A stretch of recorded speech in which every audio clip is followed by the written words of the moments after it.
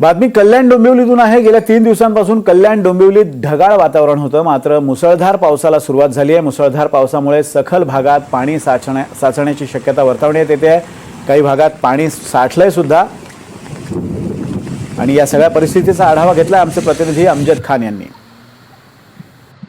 गेल्या 3 दिवसापासून कल्याण डोंबिवलीत ढगाळ वातावरण होते आणि रिमझिम पाऊस सुरू होता। मात्र ज्याप्रमाणे हवामान खात्याने अंदाज वर्तवला होता आणि ठाणे जिल्ह्यात रेड अलर्ट जाहीर केला होता, त्या अनुषंगाने आज दुपारी जोरदार पाऊस सुरू होता। जवळपास 1 तासाचा पावसात काही सखल भागात पाणी साचले होते। कल्याण पश्चिमेतील शिवाजी चौक परिसरात मोठ्या प्रमाणात पाणी साचले होते।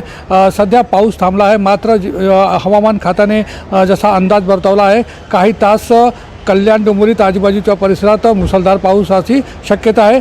त्या पार्श्वभूमीवर कल्याण डोंबिवली महानगरपालिका प्रशासन सज्ज आहे आणि कोणत्याही परिस्थितीला मात देण्यासाठी प्रशासनाने आपली तयारी दाखवली आहे। तर गेल्या 8 ते 10 दिवसांपासून अहिल्यानगरमध्ये मुसळधार पाऊस होतोय। मुसळधार पावसामुळे शेती पिकांचं मोठ्या प्रमाणात नुकसान झालंय। प्रामुख्याने भुईमूग, टोमॅटो आणि कांदा तसंच शेवगा या शेतीमालाचं प्रचंड नुकसान झालंय। पालकमंत्री राधाकृष्ण विखे पाटील यांनी आज नुकसानग्रस्त असलेल्या खडकी, खंडाळा, वाळकी या भागाची पाहणी केली असून शेतकऱ्यांनी त्यांच्यासमोर नुकसानीचा पाढा वाचलाय। लवकरात लवकर मदत मिळण्याची मागणी शेतकऱ्यांनी केली आहे। या संदर्भात आढावा घेतला आमचे प्रतिनिधी प्रसाद शिंदे यांनी। गेल्या 8 ते 10 दिवसापासून अहिल्यानगर जिल्ह्यासह शहरामध्ये अवकाळी पावसाने अक्षरशः धोमाकूळ घातल्याचं चित्र पाहायला मिळालेलं आहे। नगर तालुक्यातील अनेक गावांना पूरसदृश परिस्थिती निर्माण झाल्यानं यामध्ये अनेक शेती पिकांचं नुकसान झालंय। यामध्ये प्रामुख्याने कांदा, टोमॅटो, भुईमुग, शेंगा, पपई, लिंबू, संत्रा, डाळिंब यासह अनेक शेतीमालाचं नुकसान झालेलं आहे। आज पालकमंत्री राधाकृष्ण विखे पाटील यांनी नुकसान झालेल्या क्षेत्राची पाहणी केली असून कृषी विभाग असेल, पशुसंवर्धन असेल, या विभागांना व प्रशासकीय अधिकाऱ्यांना लवकरात लवकर पंचनामे करण्याचे आदेश दिलेले आहेत।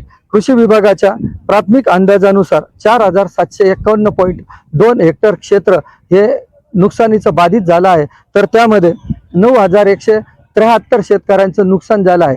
तर पशुसंवर्धन विभागाच्या वतीने 27 शेतकऱ्यांची जनावरे वाहून गेली आहेत, तर ती जनावरे 264 असून यामध्ये हा प्राथमिक अहवाल सध्या प्रशासनाकडून प्राप्त झालेला आहे।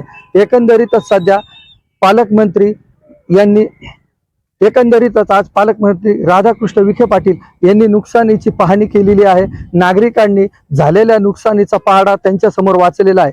लवकरात लवकर नुकसान भरपाई मिळावी अशी देखील मागणी यावेळी पालकमंत्र्यांसमोर शेतकऱ्यांनी केलेली आहे।